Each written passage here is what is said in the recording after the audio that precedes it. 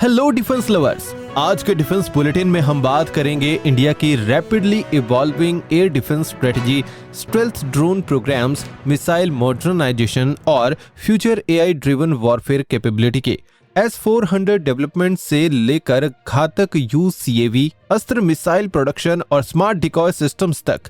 आज के updates clear signal देती हैं कि Bharat future high tech warfare के लिए एग्रेसिवली प्रिपेयर कर रहा है। वीडियो को एंड तक जरूर देखिए क्योंकि आज की लास्ट अपडेट्स इंडिया की नेशनल सिक्योरिटी और ग्लोबल स्ट्रेटेजिक पोजीशनिंग से डायरेक्टली कनेक्टेड हैं। नंबर 10, TSL ने लॉकहीड मार्टिन को 2060th C-130J एम्पनेज डिलीवर किया। Tata Lockheed Martin aerostructure limited यानी TSL ने लॉकहीड मार्टिन को 26th C-130J super Hercules empennage successfully deliver कर दिया है, जो India US aerospace manufacturing partnership के लिए एक मेजर माइलस्टोन माना जा रहा है। कंपनी प्रेस रिलीज के मुताबिक ये एम्पनेज हैदराबाद फैसिलिटी में मैन्युफैक्चर किया गया है, जहां से ग्लोबल C-130J प्रोग्राम के लिए क्रिटिकल एयरक्राफ्ट स्ट्रक्चर्स सप्लाई किए जा रहे हैं। C-130J एम्पनेज एयरक्राफ्ट का इंपॉर्टेंट टेल सेक्शन होता है, जो फ्लाइट स्टेबिलिटी और कंट्रोल में क्रिटिकल रोल प्ले करता है। TSL और लॉकहीड मार्टिन पार्टनरशिप के through India global aerospace supply chain में रैपिड स्ट्रॉन्गर पोजीशन बिल्ड कर रहा है। डिफेंस मैन्युफैक्चरिंग अपडेट्स के मुताबिक इंडियन प्राइवेट एरोस्पेस सेक्टर अब हाई प्रिसिशन एयरक्राफ्ट स्ट्रक्चर्स और एडवांस्ड एरोस्ट्रक्चर प्रोडक्शन कैपेबिलिटी को एग्रेसिवली एक्सपेंड कर रहा है। मिलिट्री और एरोस्पेस एनालिस्ट्स का मानना है कि ऐसे global defence manufacturing partnerships Bharat की aerospace self reliance, export capability और long term high end defence manufacturing ecosystem को सिग्निफिकेंटली स्ट्रेंथन कर सकते हैं। नंबर 9, IAF ने S-400 डिप्लॉयमेंट स्ट्रेटजी को रिवैम्प किया। इंडियन एयरफोर्स ने अपनी S-400 air defence deployment strategy में मेजर बदलाव किया है, जहां अब reportedly 65% S-400 units Pakistan front पर और रिमेनिंग 35% चाइना बॉर्डर सेक्टर पर फोकस किए जा रहे हैं।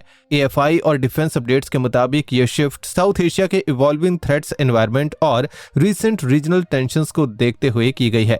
S-400 सिस्टम इंडिया का most advanced long range air defence shield माना जाता है, जो fighter jets, cruise missiles, drones और बैलिस्टिक मिसाइल थ्रेट्स को इंटरसेप्ट करने की कैपेबिलिटी रखता है। रिपोर्ट्स के मुताबिक पाकिस्तान फ्रंट पर इंक्रीज्ड डिप्लॉयमेंट का objective rapid aerial threats response और स्ट्रेटेजिक डिफेंस कैपेबिलिटी को स्ट्रेंथन करना है, जबकि चाइना बॉर्डर पर भी layered air defence posture maintain रखा जाएगा। मिलिट्री एनालिस्ट्स का मानना है कि S-400 डिप्लॉयमेंट रीस्ट्रक्चरिंग इंडिया की evolving two front warfare strategy, air defence prioritisation और future high intensity conflict preparedness को सिग्निफिकेंटली स्ट्रेंथन कर सकती है। आपको क्या लगता है, क्या इंडिया का S-400 फोकस अब पाकिस्तान फ्रंट पर शिफ्ट होना स्ट्रेटेजिक नेसेसिटी है या चाइना अभी बिगर चैलेंज बना हुआ है? कमेंट सेक्शन में अपनी ओपिनियन जरूर शेयर कीजिए। आपको क्या लगता है, क्या पाकिस्तान फ्रंट पर S-400 डिप्लॉयमेंट इंक्रीज करना इंडिया की स्मार्टेस्ट स्ट्रेटजी मूव है या चाइना बॉर्डर को ज्यादा प्रायोरिटी मिलनी चाहिए? कमेंट सेक्शन में अपनी ओपिनियन जरूर शेयर कीजिए। अगर वीडियो इन्फॉर्मेटिव लगी हो तो एक लाइक जरूर कीजिएगा। आपका सपोर्ट और मोटिवेशन हमें ऐसी ही हाई इंपैक्ट डिफेंस अपडेट्स लाने के लिए इंस्पायर करता है। Number 8, IAF Su-30 MKI fleet को advanced anti spoofing GPS upgrade मिलेगा। इंडियन एयरफोर्स ने अपने 258 Su-30 MKI फाइटर एयरक्राफ्ट के लिए advanced anti spoofing GPS upgrade का RFP इशू किया है, जो फ्यूचर इलेक्ट्रॉनिक वॉरफेयर और GPS जैमिंग थ्रेट्स को काउंटर करने के लिए मेजर स्टेप माना जा रहा है। डिफेंस एविएशन अपडेट्स के मुताबिक यह अपग्रेड इंडियन एयरफोर्स की नेविगेशन सिक्योरिटी और कॉम्पैक्ट सर्वाइवबिलिटी को सिग्निफिकेंटली स्ट्रेंथन करेगा। Anti spoofing GPS system enemy electronic warfare attacks और फेक नेविगेशन सिग्नल इंटरफेरेंस को डिटेक्ट और न्यूट्रलाइज करने में हेल्प करते हैं। इंडियन डिफेंस न्यूज और एरोस्पेस रिपोर्ट्स के मुताबिक मॉडर्न वॉरफेयर में GPS स्पूफिंग और electronic jamming fighter aircraft operations के लिए रैपिडली ग्रोइंग थ्रेट्स बन चुके हैं।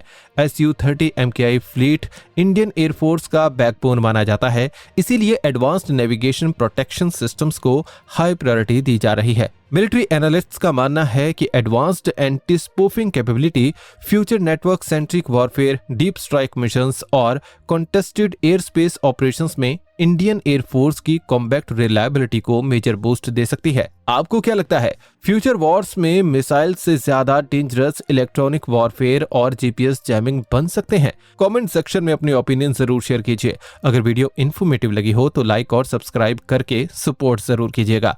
आपका एक सपोर्ट हमें ऐसी ही पावरफुल डिफेंस अपडेट्स लाने के लिए मोटिवेट करता है। नंबर 7, इंडिया का घातक UCAV programme Andhra Pradesh testing centre का यूज करेगा। इंडिया का सिक्रेटिव घातक यूसीएवी प्रोग्राम अब आंध्र प्रदेश में बन रहे नए एडीएफ फ्लाइट टेस्टिंग सेंटर का यूज करेगा, जो भारत के साथ ड्रोन वॉरफेयर एम्बिशंस के लिए मेजर स्ट्रेटेजिक डेवलपमेंट माना जा रहा है। डिफेंस एरोस्पेस अपडेट्स के मुताबिक ये testing facility future unmanned stealth combat aircraft trials और next generation aerial warfare technologies के लिए स्पेशली डेवलप की जा रही है। घातक यूसीएवी एक autonomous stealth unmanned combat aircraft programme है, जिसे डीआरडीओ और एडीए मिलकर डेवलप कर रहे हैं। रिपोर्ट्स के मुताबिक UCAV internal weapons bay, low radar signature और long range precision strike capability के साथ डिजाइन किया जा रहा है। नया testing centre advanced flight trials, AI enabled combat systems और स्टेल्थ वैलिडेशन प्रोग्राम्स को एक्सेलरेट करने में इंपॉर्टेंट रोल प्ले करेगा। मिलिट्री एनालिस्ट्स का मानना है कि Ghatak UCAV future network centric warfare, deep strike missions और हाई रिस्क कॉम्बैट ऑपरेशंस में इंडियन आर्म्ड फोर्सेस को मेजर एडवांटेज दे सकता है। आपको क्या लगता है, क्या घातक यूसीएवी फ्यूचर में इंडिया का most powerful stealth combat drone बन सकता है? और क्या AI driven stealth drones future Wars में फाइटर जेट्स के रोल को चैलेंज करेंगे? कमेंट सेक्शन में अपनी ओपिनियन जरूर शेयर कीजिए। नंबर 6, डीआरडीओ अस्त्र मिसाइल की मास प्रोडक्शन के लिए प्राइवेट सेक्टर पुश। डीआरडीओ अब indigenous Astra beyond visual range air to air missile यानी BVRAAM की मास प्रोडक्शन कैपेबिलिटी को एग्रेसिवली एक्सपेंड करने की तैयारी कर रहा है। बिजनेस स्टैंडर्ड और डिफेंस इंडस्ट्री अपडेट्स के मुताबिक डीआरडीओ प्राइवेट सेक्टर कंपनीज को अस्त्र मिसाइल मैन्युफैक्चरिंग इकोसिस्टम में इंक्लूड करने पर फोकस कर रहा है, ताकि प्रोडक्शन स्पीड और डिलीवरी कैपेसिटी सिग्निफिकेंटली इंक्रीज की जा सके। अस्त्र मिसाइल इंडियन एयरफोर्स की beyond visual range air combat capability का मेजर पिलर मानी जाती है और already Su-30 MKI fighter aircraft पर इंटीग्रेट की जा चुकी है। रिपोर्ट्स के मुताबिक फ्यूचर वेरिएंट्स को तेजस, राफेल और AMCA प्लेटफॉर्म्स के लिए भी ऑप्टिमाइज किया जा रहा है। Bharat rapidly indigenous missile ecosystem और long range air combat capability को स्ट्रेंथन कर रहा है। मिलिट्री एनालिस्ट्स का मानना है कि private sector participation Astra missile programme की प्रोडक्शन स्केल, एक्सपोर्ट पोटेंशियल और फ्यूचर एयर डोमिनेंस कैपेबिलिटी को मेजर बूस्ट दे सकता है। आपको क्या लगता है, क्या Astra missile future air combat India का देसी मिटियोर मिसाइल बन सकती है? कमेंट सेक्शन में अपनी ओपिनियन जरूर शेयर कीजिए। Number 5, IAF unified transport fleet push को मिला major boost.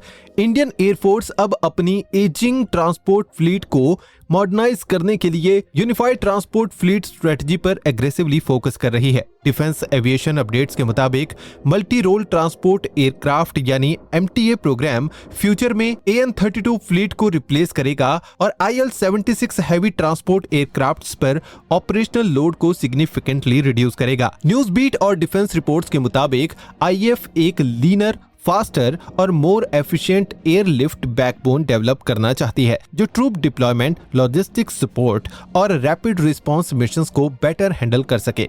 MTA aircraft modern avionics, fuel efficiency और इंप्रूव्ड पेलोड कैपेबिलिटी के साथ future network centric military logistics doctrine का इंपॉर्टेंट पार्ट बन सकता है। Indian air force long term strategic mobility और हाई एल्टीट्यूड डिप्लॉयमेंट कैपेबिलिटी को भी स्ट्रेंथन कर रही है। मिलिट्री एनालिस्ट्स का मानना है कि unified transport fleet approach India की rapid force mobilisation, strategic airlift capability और फ्यूचर एक्सपेडिशनरी वॉरफेयर प्रिपेयर्डनेस को मेजर बूस्ट दे सकती है। आपको क्या लगता है, क्या आईएएफ को अब completely next generation transport fleet पर शिफ्ट कर देना चाहिए और फ्यूचर वॉर्स में मिलिट्री लॉजिस्टिक्स कितना क्रिटिकल रोल प्ले करेगी? कमेंट सेक्शन में अपनी ओपिनियन जरूर शेयर कीजिए। नंबर 4, इंडिया S-400 और फाइटर जेट डिकॉयज डेवलप करके सर्विलेंस नेटवर्क्स को कंफ्यूज कर रहा है। India reportedly inflatable S-400 systems, Akash missile launchers और फाइटर जेट्स डिकॉयज की डेवलपमेंट को रैपिडली एक्सपेंड कर रहा है ताकि चाइनीज और पाकिस्तान सर्विलेंस नेटवर्क को कंफ्यूज किया जा सके।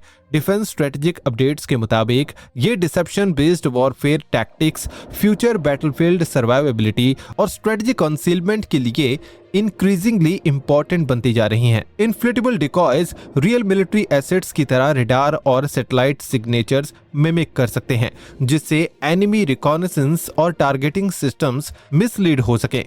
डिफेंस रिपोर्ट्स के मुताबिक रशिया यूक्रेन वॉर ने भी बैटलफील्ड डिसेप्शन और डमी मिलिट्री सिस्टम्स की इफेक्टिवनेस को हाईलाइट किया है। इंडिया अब स्ट्रेटेजिक एयर डिफेंस एसेट्स और क्रिटिकल एयर बेसिस को प्रोटेक्ट करने के लिए कैमोफ्लेज, डिकॉयज और इलेक्ट्रॉनिक डिसेप्शन कैपेबिलिटी को स्ट्रेंथन कर रहा है।